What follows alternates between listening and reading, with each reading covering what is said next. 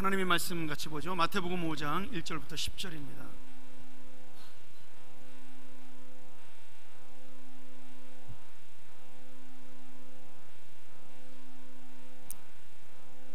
산상수훈 말씀이죠. 우리 한 절씩 교독하면서 10절까지 보도록 하겠습니다. 예수께서 무리를 보시고 산에 올라가 앉으시니 제자들이 나아온지라. 심령이 가난한 자는 복이 있나니 천국이 저희 것이며,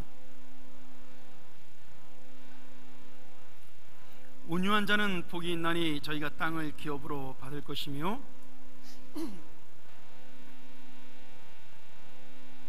긍휼히 여기는 자는 복이 있나니 저희가 긍휼히 여김을 받을 것이며,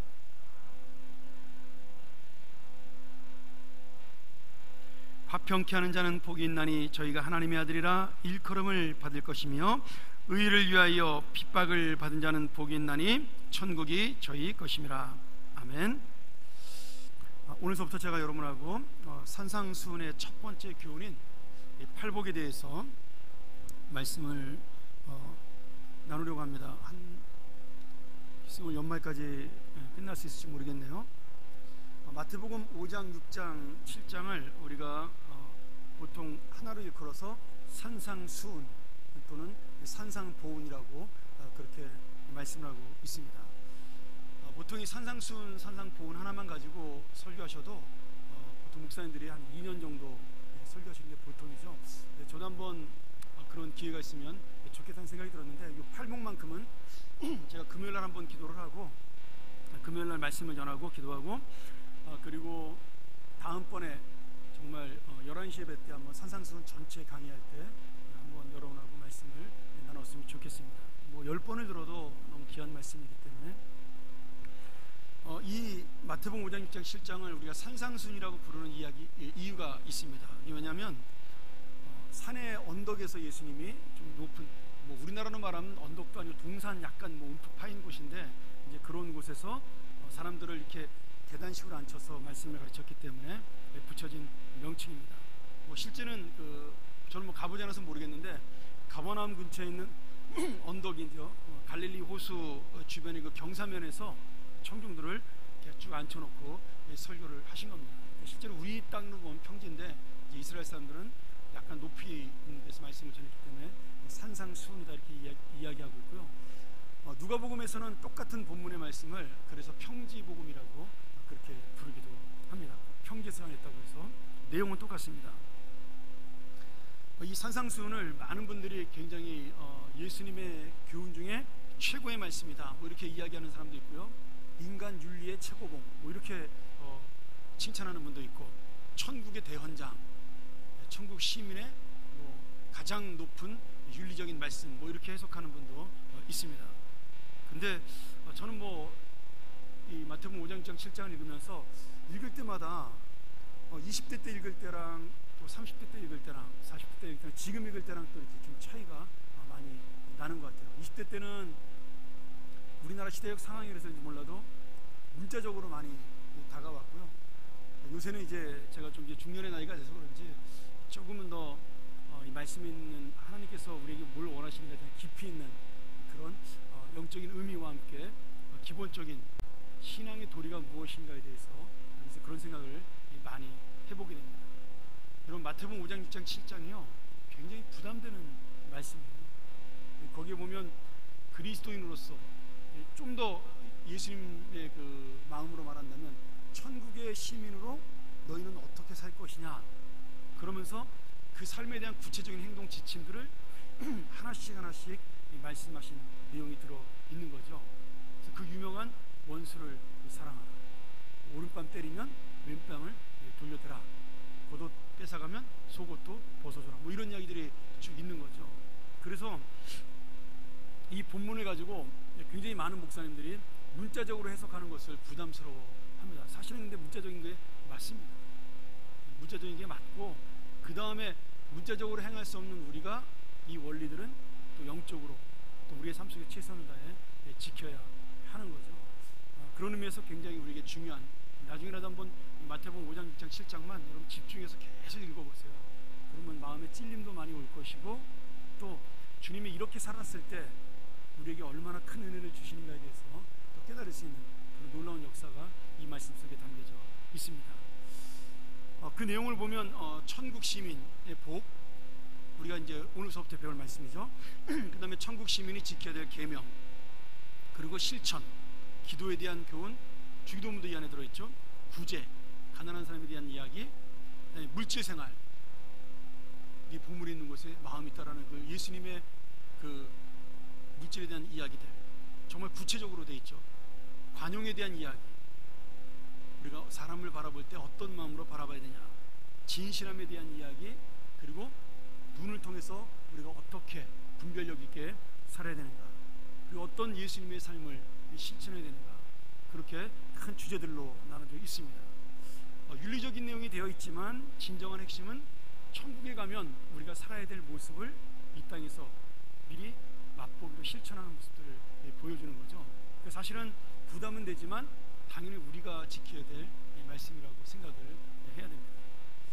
자, 오늘 그 산상순 중에서 가장 첫머리 나온 팔복을 가지고 제가 여러분들하고 말씀을 나눌 예정인데요.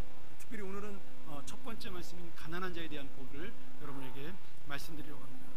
자, 팔복은 말 그대로 8가지 복이기 때문에 팔복이라고 부릅니다. 심령이 가난한 자의 복, 애통하는 자의 복, 온유한 자의 복, 의에 줄이고 목마른 자의 복, 긍휼히 여기는 자의 복, 마음이 청결한 자의 복, 화목하게 하는 자의 복, 의를 위하여 박해를 핍박을 받는 자의 복. 이렇게 해서 8가지의 복을 설명하고 있는 거죠. 여러분, 이 복이란 단어가 우리한테 너무나 익숙한 단어입니다. 그래서 우리는 뭐 그냥 당연히, 어쩌면 이 말씀이 이스라엘 사람보다 우리한테 더 와닿는 말씀일 수도 있어요. 왜냐하면 우리는 정말 오래전부터 이 복이란 단어를 굉장히 이 삶에서 익숙하게 쓰는 단어잖아요. 그런데 헬라 사람들, 이스라엘 사람들 말고요, 그 당시 헬라 문화가 이제 로마 제국 전체를, 이스라엘을 포함해서 전부 다 감싸고 있었으니까 이스라엘 백성들이 히브리식 전통을 갖고는 있었지만 사고 자체는 헬라적 사고를 많이 갖고 있었습니다. 그런데 특별히 누가복음에서 이 복을 말할 때 복은요, 우리가 말하는 복과는 좀 다른 의미를 가지고 이 사람들이 들었을 복입니다. 왜냐하면 당시 헬라 시대의 복은 사람이 누리는 복을 말하는 게 아닙니다. 신의 기쁨, 즐거움, 이런 것들을 이야기할 때 복되다라고 말을 했어요. 그러니까 이 복이란 단어를 마음대로 쓸 수 있는 것은 올리포스 신전에 신밖에 없는 겁니다. 사람들은 뭐 희노애락이 있지만, 특별히 우리가 그리스 로마 신화에 보면 그런 이야기들이 많이 나오잖아요. 슬픈 이야기, 우스운 이야기, 그리고 기쁜 이야기, 아니면 우리가 또 서글픈 이야기, 이런 들이 막 섞어서 나오면서 이런 인간들은 희노애락 속에 사는 것이고, 이 진정한 복의 기쁨이라는 것은 신만이 누릴 수 있다라고 생각을 한 겁니다. 그래서 완전한 행복을 이야기할 때 이 복이라고 그렇게 해석을 했습니다. 근데 지금 그러한 사고를 가지고 있는 사람들에게 주님이 너희가 복이 있다라고 말씀을 했으니까, 사실은 우리는 당연한 것으로 받아들일지 모르지만 그 당시의 사람들에게 이 복이라는 단어를 선포하는 것은 굉장히 충격적이고 놀라운 의미가 있는 말씀이 되는 거죠. 그러면서 예수님께서 이미 이 복을 줄 수 있다라고 말하는 것을 통해서, 이 복은 신만이 주는 거니까 당신이 메시아라는 사실, 하나님의 아들이라는 사실을 사실은 은연중에 지금 보여주고 있는 겁니다. 근데 문제는 이 복이 세상에서 말하는 복과는 조금, 아니 많이 차이가 있다는 거죠. 여러분, 우리 중국에서 넘어오긴 했지만 우리한테는 그 가장 좋은 복을 옛날에 무슨 복이라고 그러죠? 그거? 옛날 어른들이 그 오복이 있어야 잘 산다 그러잖아요. 뭐 누구는 뭐 이가 좋은 것도 오복 중에 하나인데 그거 아닙니다. 여러분, 잘못된 겁니다. 그건 그냥 우리가 만들어낸 말이고요. 그 정확하게 오복은 5가지를 이렇게 얘기합니다. 오래 사는 장수의 복, 두 번째는 부귀를 누리는 풍요의 복, 부자가 되는 복이죠. 세 번째는 강령의 복입니다. 건강이라는 복이죠. 네 번째는 유호덕이라는 복입니다. 좀 어려운데 한문이기 때문에 덕을 좋아한다. 이 말은 뭐냐면 선을 권면하고 악을 미워하는 마음이에요. 여러분, 이렇게 살면 사람들이 그 사람을 어떻게 하죠? 존경합니다. 그렇죠? 덕스럽게 사는 사람을 존경하잖아요. 그래서 사람들에게 존경을 받는 덕스러운 인생을 복받은 인생이라고 중국에서는 이야기를 한 거죠. 그리고 마지막 복이 뭐냐면 이 유호덕 다음에 조금 더 어려운데 고종명이라는 복입니다. 예전에 한번 얘기한 것 같기도 한데, 고종명이라는 복인데, 이 고종명의 복은 요새 우리가 누려야 될 복이죠. 죽을 때 편하게 죽는 복. 제가 주일날도 이 설교를 요거랑 좀 비슷한 말씀을 예화로 이제 하려고 그러는데, 여러분 죽을 때 편하게 죽으려면 어떻게 죽어야 편하게 죽는 거죠? 그 의미 한번 잘 생각을 해보세요. 많은 사람들은 누워서 주무시다가 돌아가는 것이 복이다 이렇게 말하는 사람들이 많습니다. 제가 우리 원로 목사님 장례 얘기를 하면요, 모든 목사님들이 이야 그 양반 진짜 복 받았다 다 그래요. 근데 물론 복 받으셨죠. 저도 부럽습니다. 근데 그렇게 죽는 것을 진짜 복이라고 말한 것이 아니라, 옛날 중국에서는 이 고종명이라는 복을 천수를 누리고 자손들을 다 바라보면서 그 자손들이 그 죽음을 아쉬워하는 것. 무슨 말씀 이해가 되시죠? 우리 부모님이 더 오래 사셔야 되는데 일찍 가시는 거 아니야? 이렇게 모든 사람들, 자손들이 아쉬워하는 인생으로 죽음을 맞이하는 것. 꼭 건강하고 잘 살다가 그냥 단순간에 고통 없이 죽는 것을 말하는 게 아니라, 모든 사람이 아쉬워하는 존경받는 죽음을 고종명의 복이라고 했습니다. 참 옛날 중국 사람들이 지혜롭죠. 사람들의 어떤 눈에 보이는 손에 잡히는 것도 복이라고 생각을 했지만, 손에 잡히지 않는 그 마음의 인격의 복도 굉장히 큰 복이라고 생각을 합니다. 예수를 믿지 않아도 사실 이 5가지를 갖고 있는 사람은 어떻게 보면 정말 행복한 사람이죠. 근데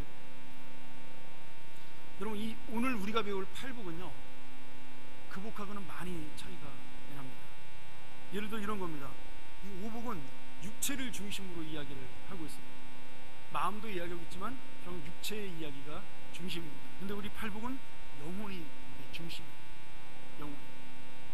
5복은 물질을 중심으로 이야기하고 있는데, 성경의 8복은 또다시 생명을 중심으로 이야기하고 있습니다. 5복은 세상을 중심으로 얘기하고 있는데, 8복은 천국, 내세를 중심으로 이야기합니다. 결정적으로 가장 큰 차이가 있다면, 5복은 이 땅에서의 삶과 그리고 구원과는 상관없는 자기만의 어떤 삶을 이야기하고 있지만, 8복은 구원의 삶과 그리고 그 구원의 삶을 살았던 사람이 살아갈 그 인생의 어떤 열매들을 이야기를 하고 있다라는 거예요. 어떤 복이 더 차원이 높으나요? 어떤 복이 더 수준이 있을까요? 한번 잘 생각을 해보세요. 우리가 누리고 싶은 복은 사실은 5복 속에 있을지 모릅니다. 그렇죠? 누군들 오래 살고 싶지 않고, 뭐 부자로 살고 싶지 않고, 건강하게 살고 싶지 않겠어요? 존경받는 삶을 살고 싶고, 또 편안하게 죽음을 맞이하는 복을 받고 싶죠. 근데 하나님은 우리 이 말씀을 주시면서 그런 복보다 가장 중요한 복이 있다라는 거예요. 너희가 이 땅에 살면서 갖고 있는 그 복을 천국에 와서도 누릴 수 있는 그런 복이냐는 거예요. 여러분, 지금 이 5가지의 복 중에서 천국 가서 누릴 수 있는 복이 있나요? 없습니다. 근데 예수님이 말씀하신 8복은 오늘의 복으로 끝나지 않냐고, 천국 가서도 누릴 수 있는 복이라는 거예요. 그게 굉장히 중요합니다. 내가 지금 누리고 싶은 것, 갖고 싶은 것이 과연 이 땅으로 끝나는 것이냐, 아니면 내가 하나님 나라에 가서도 이것을 갖고 살 수 있는 것이냐를 생각해 보면, 내가 원하는 삶이 믿음이 있는 삶이냐, 신앙적인 삶이냐, 아니면 이 세상적인 삶이냐가 단번에 드러날 수 있는 거죠. 물론 뭐 그럼에도 불구하고 또 5복도 받으면 좋겠죠.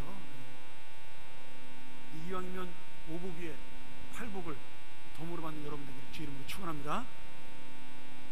5복은 못 받아도 8복은 꼭 받으셔야 돼요. 5복은 못 받아도 천국 가는 데 지장 없지만 8복이 있어야 우리가 천국을 갈 수 있습니다. 자, 오늘 첫 번째 복인 심령이 가난한 자의 복에 대해서 제가 2주 정도 말씀을 나누겠습니다. 너무 길어서 제가 2번 나눠야 될 것 같아요. 오늘은 심령이 가난한 자에 대한 이야기를 좀 하고요.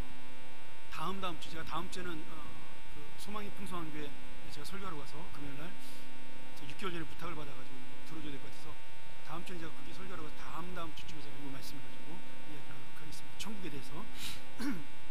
자, 이 심령이 가난한 자의 복, 뭐라 그랬죠? 그 복의 제목이 천국이 저희 것이다, 그렇게 이야기하고 있습니다. 여러분, 근데 재밌게도 맨 처음 나온 심령이 가난한 자의 복도 천국이 저희 것인데, 마지막에 나오는 의를 위하여 핍박을 받는 자의 복도 천국이 저희 것입니다. 이게 굉장히 중요한 의미를 갖고 있는 거죠. 여러분, 처음 복이 천국이면 마지막 복도 천국이라는 거예요. 물론 앞에 나오는 천국은 조금은 그 뒤에 나오는 천국과는 약간은 다른 그 뉘앙스를 가지고 있습니다. 우리가 이제 다다음 주에 배우지만 뒤에 나오는 천국은 종말론적인 천국이에요. 의를 위하여 핍박을 받으면 죽잖아요. 그러니까 천국을 좀 더 깊이 있게 바라보는 것이고, 오늘 우리가 보는 이 심령이 가난한 자의 복은 이 땅에서 누리는 천국도 크게 많이 포함하고 있는 겁니다. 딱 잘라 얘기할 수 없지만 뉘앙스로 그렇게 우리가 읽을 수가 있는 거죠. 뭐 똑같이 의를 위하여 핍박을 받는 자도 이 땅에서 천국도 누릴 수 있습니다. 없다는 건 아니고요. 그러나 우리가 느낌으로 이 말씀을 읽으면서 이렇게 알 수가 있다라는 거죠. 자, 그래서 이 심령이 가난한 자의 복이 모든 복의 기초입니다. 이 심령이 가난한 자의 복이 있어야지만 나머지 나오는 7복을 받을 수가 있는 거예요. 그래서 천국으로 시작해서 천국으로 끝나는 겁니다. 그래서 우리가 이 8복을 보면서 이 8복은 그냥 복이 아니라 지금 내가 누려야 될 복이구나, 이것을 또한 깨달아야 되는 거죠. 원래 여러분, 이 8복은 우리나라로 번역됐을 때 약간 좀 이렇게 와닿지 않게 번역을 했습니다. 물론 못한 번역은 아니죠. 심령이 가난한 자는 복이 있나니 천국이 저희 것이며 은유를 넣었어요. 그렇지만 원래 헬라어 원문에는요, 이게 굉장히 시적으로 되어 있습니다. 복이 있는 자여, 이렇게 되어 있어요. 천국은 저들의 것이다. 왜냐하면 하나님 나라가 저들에게 있기 때문이다. 이런 식으로 번역이 되어 있습니다. 왜냐하면 조금 더 제가 직역을 하면 이렇게 되는 거죠. 복이 있도다 심령이 가난한 자들아, 왜냐하면 천국이 너희들의 것이기 때문이다. 이렇게 정확하게 복 있는 이유에 대해서 설명을 하고 있는 겁니다. 그 8개의 복이 다 이렇게 감탄문으로 되어 있습니다. 우리가 특별히 왜 그러면 심령이 가난한 자에게 하나님이 천국의 복을 주셨나, 그게 중요하죠. 제가 오늘 여러분과 그 말씀을 좀 자세하게 하도록 하겠습니다. 여러분, 금요일날 이 말씀을 제가 택한 이유가 있어요. 이게 기도의 제목 중에 굉장히 중요한 기도의 제목이기 때문입니다. 자, 우리가 심령이 가난하다는 뜻을 예전에 2가지의 약간 오류가 있는, 아니면 부족하다고 말해야 되나요? 그런 해석을 하는 경우가 있었습니다. 첫 번째는 뭐냐면, 누가복음 6장 20절에서 평지복음이라고 그랬죠. 거기서는요, 이 8복을 설명하면서 심령이 가난한 자, 그래서 심령을 빼버렸어요. 가난한 자는 복이 있다, 이렇게 해석을 했습니다. 뭐 여러 가지 이유가 있겠지만 아무래도 누가복음은 유대인들을 위해 쓴 글이 아니라 헬라인들을 위해 쓴 글이기 때문에 이 복이란 개념, 심령이란 부분을 뺀 겁니다. 헬라 사람들은 영혼에 대한 개념이 별로 없기 때문에 그렇게 해석을 할 수 있는데, 이거를 문자적으로 심령이 빠졌으니까 이거는 진짜로 가난한 사람이 복이 있다라고 말한 것이다, 돈 없는 사람이 복이 있는 것이다라고 그렇게 해석을 한 적이 있습니다. 당시 로마의 압제 속에서 가난했던 사람, 그리고 그 식민지 속에서 고통당하면서 배고팠던 사람들을 위한 복 있는 말씀이다, 그렇게 해석을 했죠. 70년대, 60년대, 그리고 80년대 초반, 중반까지 유행했던 민중신학과 해방신학에서 이렇게 해석을 했습니다. 근데 이 해석이 100% 틀린 건 아니에요. 물론 가난한 사람도 복이 있죠. 그렇지만 부자도 가난합니다. 심령이 가난한 뜻이 그런 거예요. 그럼 이 가난한 자의 의미는 단순히 집안이 가난한 사람을 말하는 게 아니라는 거죠. 왜냐하면 영혼이 가난한 사람도 예수님은 똑같이 안타깝게 여기고 있기 때문에. 제가 젊었을 때 착각한 게 하나 있었어요. 뭐냐면, 제가 20대 때 참 그러니까 그 철없는 내 전도사라면 안 되는 거였는데, 제가 20대 때 하나님은 부자보다는 가난한 사람들을 조금 더 사랑할 것이다라고 생각했어요. 그리고 정상적인 사람보다는 장애인들을 조금 더 많이 사랑할 거라고 생각을 했어요. 그게 저의 오류인 거죠. 제 마음인 거죠. 왜냐하면 그 당시에 가난했던 사람들은 제 마음속에 더 불쌍해 보였고, 그리고 장애인들이 더 불쌍해 보였기 때문에. 그렇잖아요. 우리 마음속에는 멀쩡한 사람보다는 장애인이 더 불쌍해 보이잖아요. 그리고 정말 찢어지게 가난해서 밥을 못 먹으면, 지금은 뭐 그런 사람이 없지만 정말 그렇게 가난하면 그 사람이 더 불쌍해 보이잖아요. 그런 사람들이 많았습니다, 제 주변에 20대 때는. 그러니까 하나님이 저 사람들을 더 사랑할 거라고 여겼어요. 근데 그거는 제 마음이었다는 거예요. 여러분, 하나님의 사랑은요 반드시 어디로 연결되죠? 영원한 생명, 구원으로 연결이 됩니다. 그러니 나중에 제가 깨달았는데, 기도하면서 또 말씀 보면서 하나님이 저한테 그렇게 한번 기도하는데 그런 마음입시다. 야 이놈아, 가난한 자도 구원이 필요하지만 부자도 구원이 필요하다. 내가 그러면 가난한 자식만 사랑하고 부자 자식은 사랑하지 않겠냐? 그런 마음을 주시더라고요. 그 제가 목회의 전환점이 그때 일어납니다. 다행히 빨리 바뀌었죠. 너무 감사해요.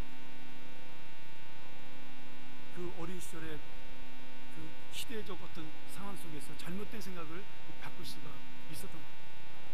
여러분, 하나님이 볼 때는요 모든 죄인, 모든 사람 다 죄인이잖아요. 모든 사람이 다 불쌍한 거예요. 오늘 심정이 강한 자의 의미가 바로 그런 거예요. 또 하나의 잘못된 오해가 있었는데요, 심령을 우리나라식으로만 번역을 한 거예요. 여러분, 심령을 우리나라식으로 번역하면 뭐가 되죠? 우리가 보통 쉽게 생각하는 마음이 됩니다. 마음. 그 대답을 저렇게 해주셔야 제가 은혜를 받죠. 마음이라고 생각을 하는 거예요. 그래서 마음이 가난한 사람으로 이것을 해석을 했습니다. 비슷해 보이죠? 굉장히 비슷해 보이지만 사실은 약간은 성경과는 차이가 있는 해석입니다. 왜냐하면 우리가 말하는 마음은 영혼이 아닙니다. 그 사람의 정신적인 상태를 우리 보통 마음이라고 해석을 합니다. 마음이 아파, 그러면 그 사람이 좀 외롭고 힘든 거예요. 그렇죠? 영혼이 아픈 게 아닙니다. 마음이 아픈 거라. 우리 한국적 사고방식이 그런 해석을 나서 많은 목사님들이 마음이 가난한 자와 심령이 가난한 자를 똑같은 의미로 해석을 한 겁니다. 이렇게 해석을 하면 영혼의 구원보다 그 사람을 위로하고 그 사람을 달래주는 돌봄이 더 중요하다는 생각이 드는 거예요. 여기서 기독교 상담학이 성경의 말씀을 넘어서고 목회에서 가장 중요했던 말씀과 그런 어떤 돌봄을 넘어서는 오류를 범한 사람도 꽤 많습니다. 여기의 마음은 하나님 말씀하시는 심령과는 다른 거예요. 물론 그런 사람들을 위로하고 우리가 그 사람들을 돌봐야 될 책임이 있죠. 목회의 많은 부분이 그런 상담을 하고 그런 분들을 만나는 것이 저의 일입니다. 굉장히 제가 중요하게 생각을 합니다. 저도 아프거나 찾아오는 사람을 제가 거절하는 법이 없죠. 아무리 바빠도. 교회 일 때문에 행정적인 일로 의논한다면 제가 설교 시간에 바쁘면 좀 이따 만나자고 그러거나 아니면 내일 만나자고 거절을 합니다. 근데 그분의 정신적인 문제, 영적인 문제 아니면 마음의 문제를 가지고 찾아오는 분들은 제가 아무리 바빠도 거절하는 법이 거의 없어요. 그만큼 중요한 부분입니다. 그럼에도 그것이 아무리 중요해도 내가 외롭고 힘들고 고독하고 뭐 아니면 지금 험한 일을 당해서 상처를 받고 그런 것과 이 심령이 가난한 것은 조금 다르다는 의미입니다. 무슨 말이냐면 이 두 가지 해석 물질적으로 가난한 것, 마음이 아픈 것도 심령이 가난한 것의 일부는 될 수 있지만 전체는 아니라는 거예요. 자, 우리가 원문의 심령을 보면 우리 영혼이 푸뉴마라고 되어 있습니다. 이게 뭐냐면 영입니다. 영. 우리는 이제 영과 혼을 나누는 사람들이 그냥 영혼이라고 보면 돼요. 근데 이 히브리어는 이것을 네피시라고 발음을 했어요. 이게 뭐냐면 여러분 그 창세기 2장 6절에 하나님께서 사람을 만들어 놓고 그 코에 뭘 불어넣으셨죠? 생기를 불어넣으셨어요. 그 생기를 우리나라 말로 번역하면 뭐가 되죠? 숨이 됩니다. 숨을 불어넣으시고 이 숨이 네피시입니다. 그 숨이 바로 이 영혼입니다. 우리는 그냥 흙덩어리였어요. 근데 주님께서 우리 안에 생기를 불어넣으심으로, 그 영혼을 불어넣어 주심으로 우리는 하나님의 형상과 인격을 가진 사람이 된 것입니다. 여기서 말하는 심령이 바로 그 심령을 말합니다. 하나님의 생기가 들어왔을 때 주어졌던 그 생명. 그래서 우리가 끝까지 죽어서, 육신은 죽어서도 하나님 앞에 갈 그 영혼의 생명을 말하는 것이 심령이 가난한 자의 복입니다. 자, 이제 영혼은 좀 정리가 됐죠. 심령은. 그럼 가난한 자의 뜻을 우리가 좀 정확하게 살펴봐야 되겠죠. 이 가난하다는 말은 물질적으로 가난할 때도 물론 이 단어를 쓰기는 합니다. 근데 여기서는 물질만 말하는 게 아니에요. 이게 헬라어로 푸토코스라는 말인데 원래는 이렇게 웅크리다는 뜻입니다. 웅크리다. 그러면 거지가 국어를 할 때, 지금은 그렇게 안 하지만 예전에 어떻게 했죠?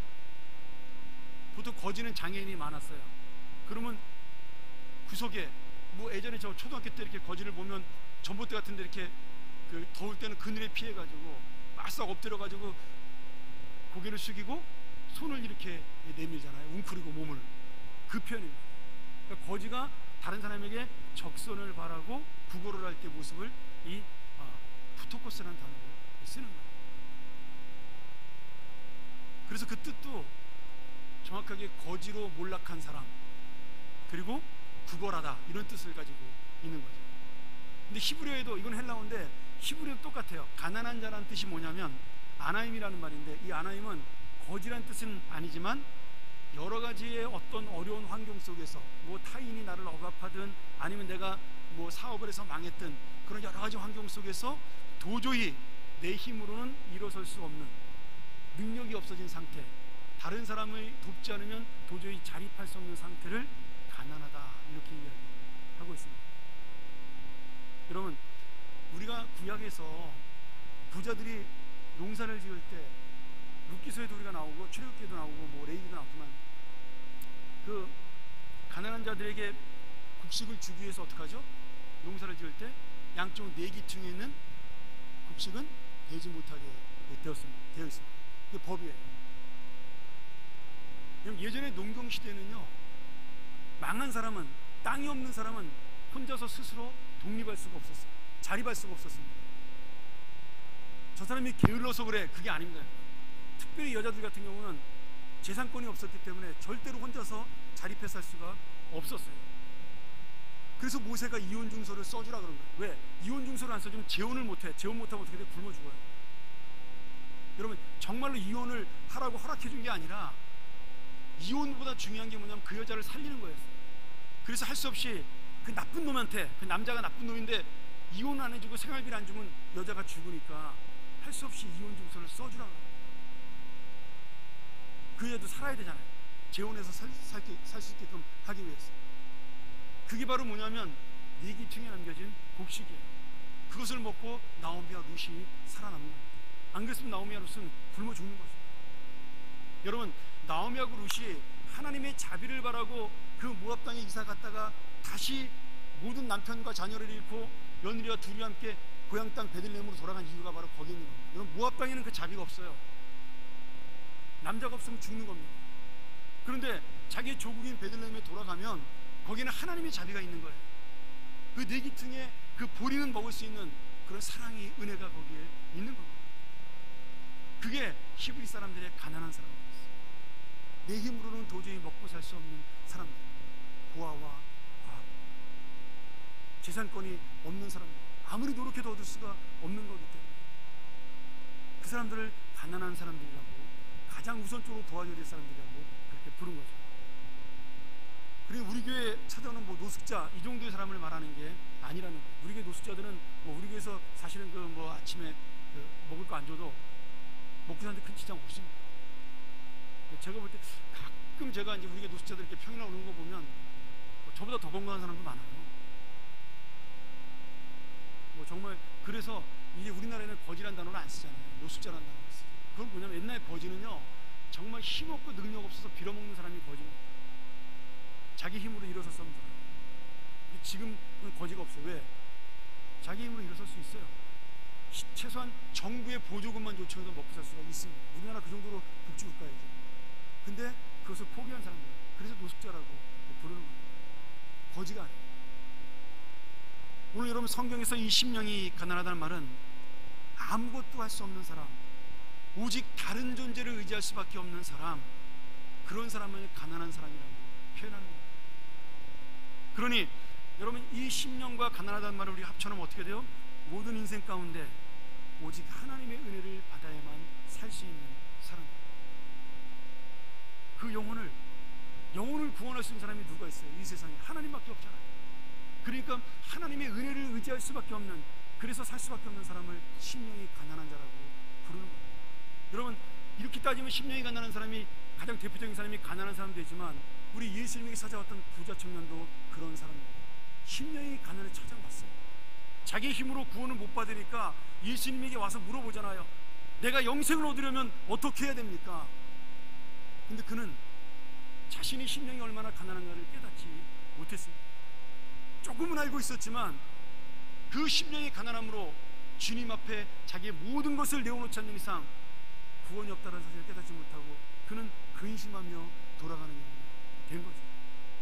심령이 가난했음에도 불구하고 철저하게 예수님을 의지하지 못함으로 그는 근심하고 돌아갈 수밖에 없었던 겁니다.